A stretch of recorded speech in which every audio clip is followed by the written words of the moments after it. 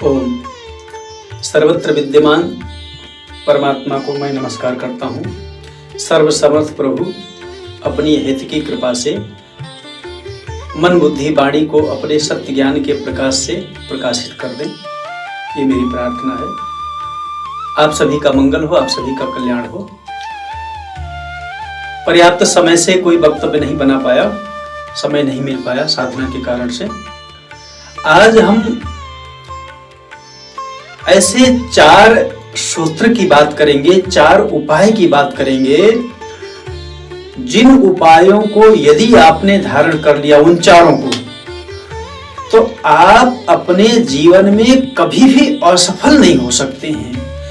किसी भी लक्ष्य की प्राप्ति के लिए उन चारों उपायों को धारण कर लेने के पश्चात कोई भी आपको कभी भी कहीं भी किसी प्रकार भी असफल नहीं कर सकता है। उन सब और आप सच मानो कि उन उपायों को है ना, आप लोग प्रतिदिन प्रति क्षण अपने जीवन में लागू भी करते हो, लेकिन आपको पता नहीं है, होश नहीं है आपको, आप बेहोशी में उसका उपयोग करते हो। हर कार्य के लिए उन 4 नियमों का, उन 4 उपायों का होना अत्यंत अनिवार्य अंग है किसी भी कार्य की सिद्धि के लिए। आप और प्रत्येक मनुष्य करता भी हो, हिंदू हो, मुस्लिम हो, सिख हो, ईसाई हो, बच्चा हो, बूढ़ा हो, रोगी हो, स्वस्थ हो, पढ़ा हो, बेपढ़ा हो, कोई भी हो, सब लोग उसका उपयोग करते हैं, लेकिन बेहोश हैं। बेहोशी में करने से उसका प्रभाव नहीं रहता है। तो सबसे पहला जो उपाय है वो ये है कि आपको जो कुछ प्राप्त करना है ना, आप जो ही पाना चाहते हैं, जो आपका लक्ष्य है, जो आपका उद्देश्य है, सबसे पहले, अच्छा एक और बात, ये मनोवैज्ञानिक सत्य भी है ना, जीवन के अनुभव से भी सिद्ध है, और ये मनोवैज्ञानिक सत्य भी यूनिवर्सल ट्रुथ है, सार्वभौमिक सत्य है।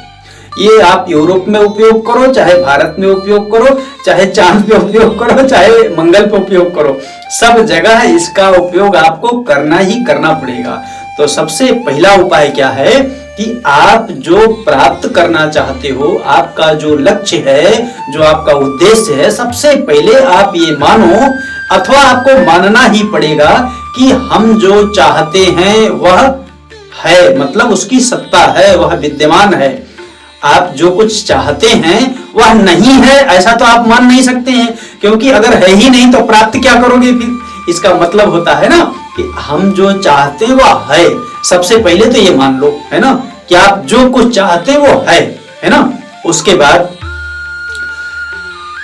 उसकी प्राप्ति में निराश मत हो, ये दूसरा सूत्र। उसकी प्राप्ति में मतलब आपका जो लक्ष्य है वह है, पहला सूत्र, और उसकी प्राप्ति के लिए आप निराश मत हो, मतलब आशा रखो कि मुझे जरूर मिलेगा, है ना, निराश मत हो। तीसरा शर्त क्या है? तीसरा शर्त है कि आप अपने को असमर्थ मत मानो, अर्थात आपके उस लक्ष्य की प्राप्ति के लिए जो आप चाहते हो, उस लक्ष्य प्राप्ति के लिए जो कुछ आपको करना है, उसके करने में आप असमर्थ नहीं हैं, ऐसा भी मानो।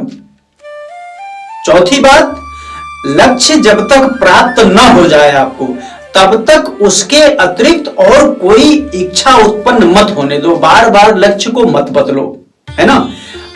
लक्ष्य जब तक पूरा ना हो जाए कोई इच्छा ना उत्पन्न होने दो, मतलब अन्य जितनी इच्छाएं हो वो सब उस लक्ष्य की प्राप्ति के लिए सहयोगी इच्छा होनी चाहिए, है ना। जैसे जब कहीं मंदिर में दर्शन करने जाते हैं तो नहाने की भी इच्छा होती है, शरीर को शुद्ध बनाने की भी, इत्र फुले लगाने की भी, अच्छे रास्ते से जाने की भी, सजावट करने की सब होती है ना इच्छा।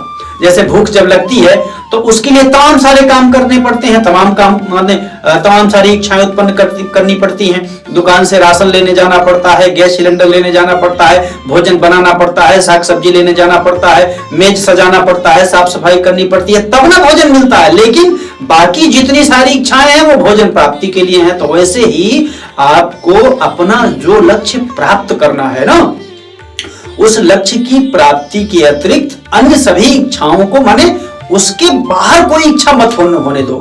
उसकी पूर्ति के लिए जो भी इच्छाएं उत्पन्न हो सो होने दो। अब इसके विज्ञान को समझो।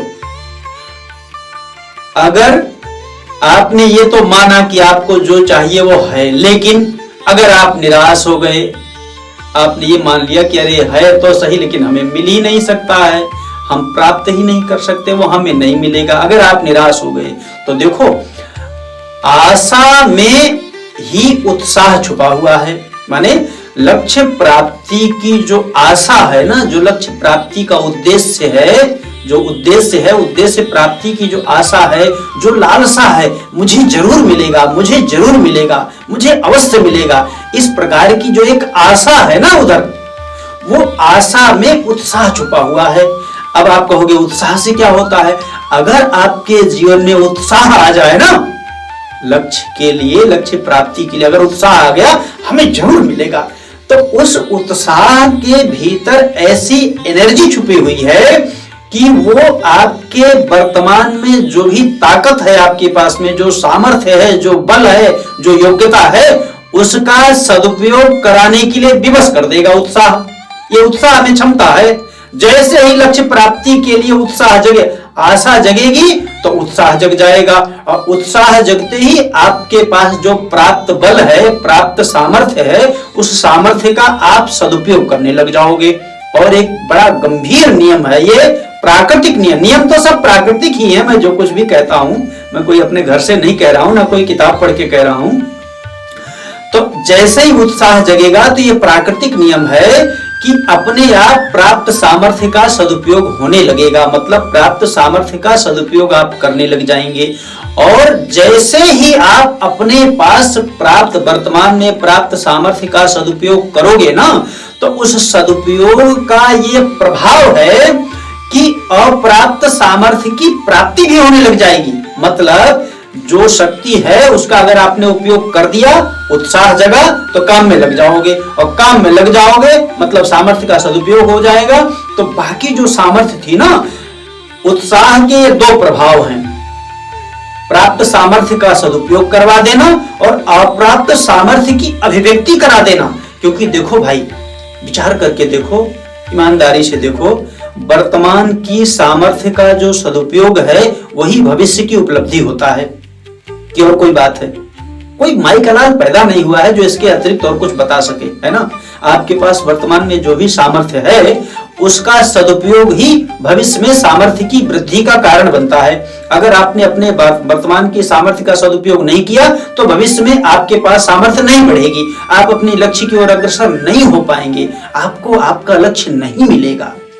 चौथा जो है ना, अर्थात आपने माना कि वो है, आशा जगी, उत्साह उत्पन्न हुआ, उत्साह से प्राप्त सामर्थ्य का सदुपयोग हुआ। अब अगर आप अपने को मान लिए कि हम असमर्थ हैं, तब भी सामर्थ्य का सदुपयोग नहीं कर पाओगे। तो इसीलिए कर्तव्य पर माने लक्ष्य के लिए जो करना है उसमें असमर्थ नहीं मानना है, तब सामर्थ्य का सदुपयोग हो गया और अप्राप्त सामर्थ्य की प्राप्ति हो गई। लेकिन एक बड़ी गहरी खाई है चौथे सूत्र में। वो जो चौथा सूत्र है ना कि लक्ष्य के अतिरिक्त, उद्देश्य के अतिरिक्त अन्य सभी इच्छाओं को छोड़ना पड़ेगा। अन्य इच्छाओं को अगर आप करेंगे, अन्य कामना को करेंगे, तब क्या होगा कि जैसे ही अगर आप अन्य कामना करेंगे तो आपकी शक्ति उधर बह जाएगी।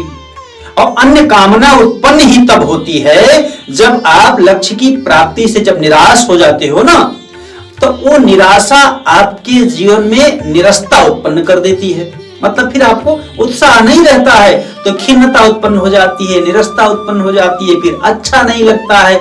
जब अच्छा नहीं लगता है तब उसी अच्छे लगने के लिए आप कोई अन्य कामना करते हो, क्योंकि लक्ष्य से तो तुम निराश हो गए, हमें मिल ही नहीं सकता है। तो जैसे ही निराश हो गए, खिन्नता आई जीवन में, निरस्ता आई जीवन में, रस की कमी हुई, प्रसन्नता आपकी घटी, तो तुरंत दूसरी कोई कामना उत्पन्न हो जाएगी। अब ये चौथा सूत्र जो है ना, अन्य कामना, अन्य कामना आपकी जैसे ही उत्पन्न होगी आपके जीवन में, बची खुची जो थोड़ी बहुत शक्ति थी आपके पास में, देखो ऐसा कोई व्यक्ति तो है ही नहीं जो ये कहे कि हमारे पास बिल्कुल शक्ति नहीं है। थोड़ी बहुत जो शक्ति थी, अन्य कामना करके आपने उस शक्ति को वहां बहा दिया। अब आप अपने को असमर्थ महसूस करने लगोगे। अब असमर्थता निराशा को और ज्यादा मजबूत कर देगी, बलवान कर देगी। तो अगर ये चार सूत्र आप मान लो जो मैं चाहता हूं वो है, उसका अस्तित्व है, और दूसरा वह मुझे मिल सकता है, आशा है, निराश नहीं होना। तीसरा, उसकी प्राप्ति के लिए जो कुछ करना चाहिए उसको करने में मैं समर्थ हूं, अपने को असमर्थ नहीं मानना। चौथा, जब तक वो मुझे मिल नहीं जाएगा तब तक उसके अलावा मैं और कुछ भी नहीं चाहूंगा। अगर दोस्त इस चार सूत्र को तुमने अपना लिया तो मैं बड़ी विनम्रता पूर्वक, अनुभव पूर्वक, आत्मविश्वास के साथ ये बात कह रहा हूं, यदि आपने इन 4 सूत्रों को धारण कर लिया तो कोई माई का लाल पैदा नहीं हुआ है जो आपको आपके लक्ष्य से दूर कर सके, आपको असफल कर सके। अर्थात आपको आपका लक्ष्य अवश्य मिल जाएगा, आप अवश्य सफल हो जाएंगे। पर कब? जब आप इन 4 सूत्रों को, इन 4 शर्तों को, इन 4 नियमों को जीवन में धारण कर लेंगे तब। एक बार फिर से दोहरा देता हूं, जो आप चाहते हैं, देखो भैया नियम ही है, आप जो चाहते हैं वो नहीं है ऐसा तो आप मानेंगे ही नहीं ना। हर आदमी नहीं मानता है, सब लोग मानते हैं जो हम चाहते हैं सो है। हाँ, लेकिन अगर आप निराश हो गए तो भी गड़बड़। तो जो हम चाहते हैं सो है और वो मुझे मिल सकता है, और उसको प्राप्त करने के लिए जो करना चाहिए, जो भी काम करना है उसको करने में मैं समर्थ हूं, मतलब असमर्थ नहीं मानना, और उसके अलावा और कुछ नहीं चाहूंगा। आशा करता हूं कि यह लघु अनुभव ज्ञान चर्चा आपको रुचिकर लगेगा, हितकर लगेगा, अपने इस मानव जीवन के लिए उपादेय और उपयोगी लगा होगा। यदि आपको अच्छा लगा हो, सत्य लगा हो, अनुभव सिद्ध सत्य हो, जीवन के लिए उपयोगी हो, तो आप चाहो तो इस ज्ञान चर्चा को, इस अनुभव ज्ञान चर्चा को अपने यार दोस्तों को, मित्रों को भी भेज सकते हो, और चाहो तो आप इस चैनल से भी जुड़ सकते हो। यदि आपका कोई प्रश्न हो तो आप मुझसे प्रश्न भी कर सकते हो।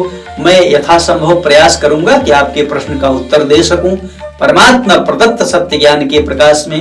तो उन परम प्रभु परमात्मा की सत्य ज्ञान से प्रकाशित बुद्धि में जो ज्ञान दिया था, जिसके द्वारा, जिसके प्रकाश में आपकी सेवा में चर्चा किया, ये वाणी, ये मन, ये बुद्धि, सब कुछ उन्हीं को समर्पित करता हूं, और बार बार मैं उन्हें प्रणाम करता हूं। हरि ओम तत्सत, हरि ओम तत्सत, हरि ओम तत्सत। आप सभी का मंगल हो, आप सभी का कल्याण हो।